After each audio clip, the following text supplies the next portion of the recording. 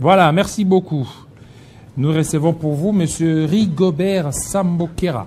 M. Rigobert Sambokera, qui est leader de la communauté Batembo. M.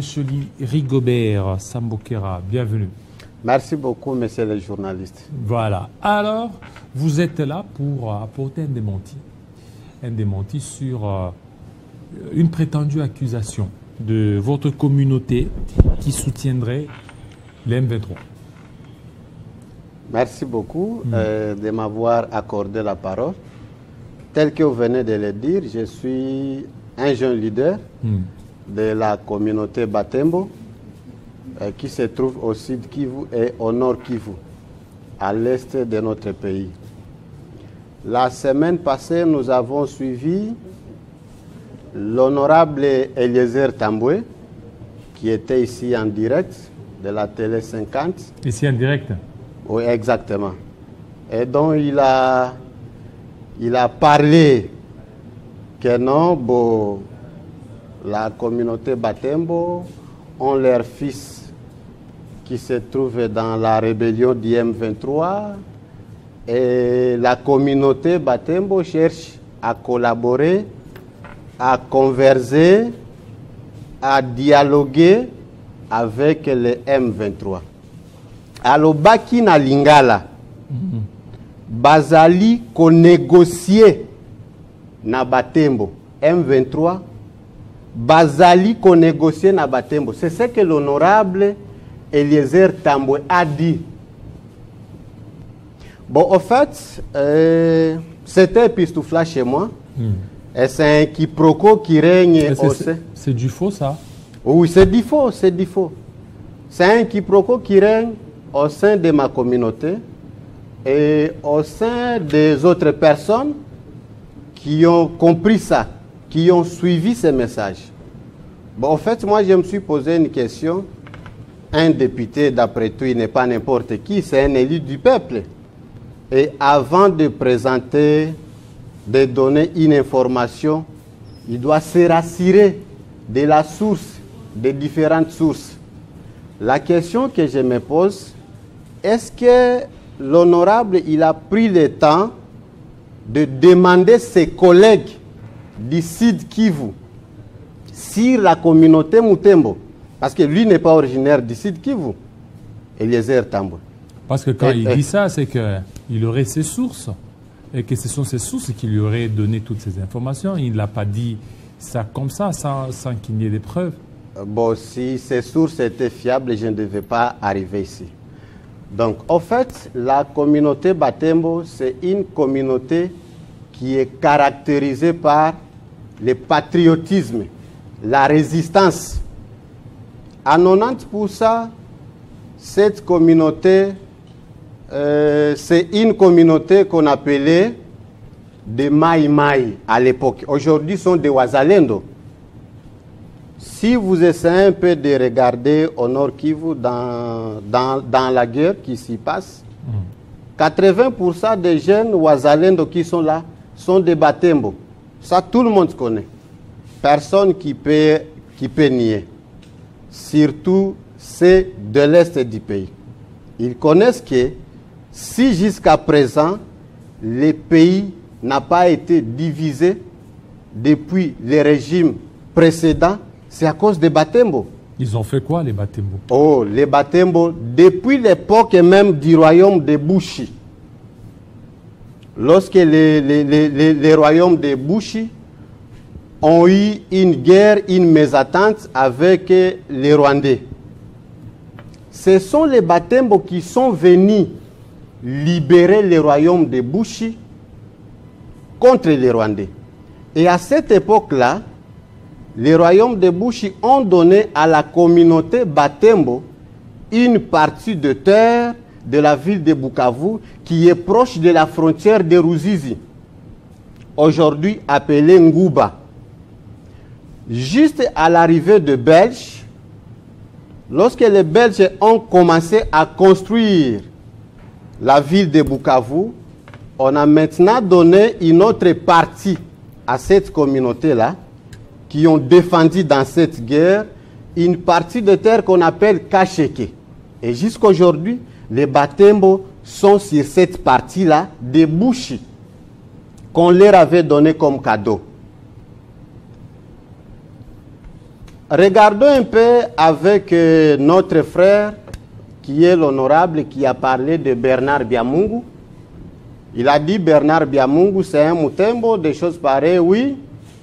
Et il serait de l'autre côté, le nom dont vous... Oui. Il est dans l'équipe des rebelles d'IM23. Des terroristes. Des terroristes.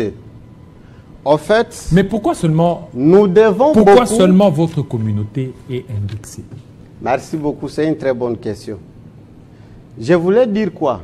Nous devons beaucoup, entre parenthèses, aider et soutenir le chef de l'État dans sa vision du changement de la Constitution.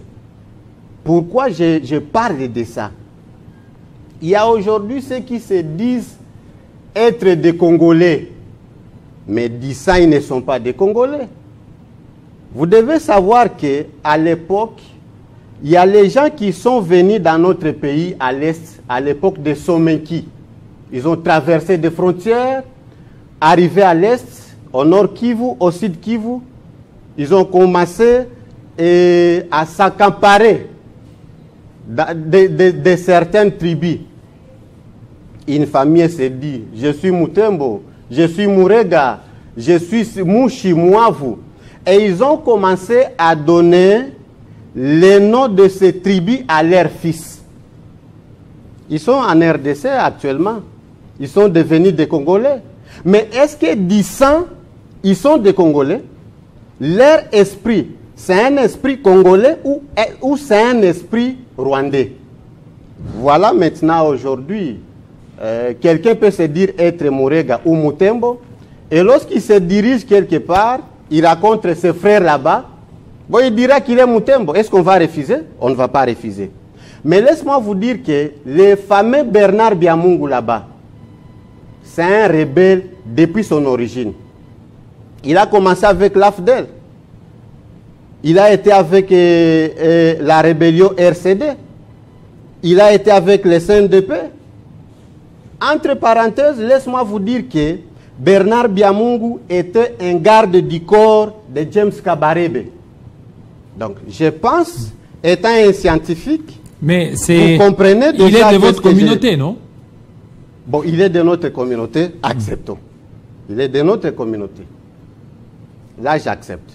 Mais vous devez comprendre, à travers l'explication que je venais de donner, étant un Congolais dit ça, qu'est-ce que je venais de dire par là? C'est un monsieur qui n'engage pas la communauté.